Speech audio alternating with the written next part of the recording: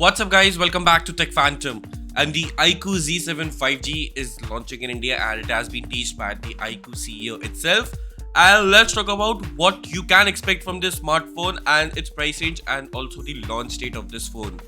Now before getting this video, if you're new here then please do consider subscribing to our channel Tech Phantom and hit that bell icon so you never miss an update from us. So now that I've done that, let's get started. So the very first thing, let's talk about the design. The design of the iQOO Z6 is indeed going to be a simple one and it's not going to be having some funky elements to it. But the back will be coming with a triple camera setup and you know what the two cameras are going to be. But the main sensor of this phone is going to have 64 megapixels at the back.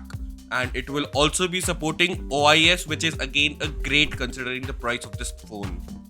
Apart from that, the back will be of plastic. The frame of this phone will also be of plastic, but you will be getting front glass and the protection is not yet been specified of this phone.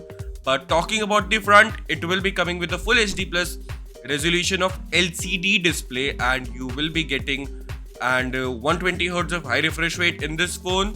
But it won't be coming with a notch as it will be coming with a punch hole selfie camera of 8 megapixels. Now, what we also know about this smartphone is that about its battery size and its capacity and charging speeds.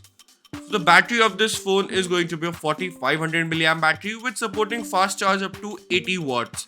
Now, this is considered a decent battery price considering its segment and its pricing. But what's also one thing to note about this smartphone is that it won't be coming with the in-display fingerprint scanner as it's an LCD panel. You will be getting a fingerprint in the power button itself. Now, the next thing which comes is its pricing.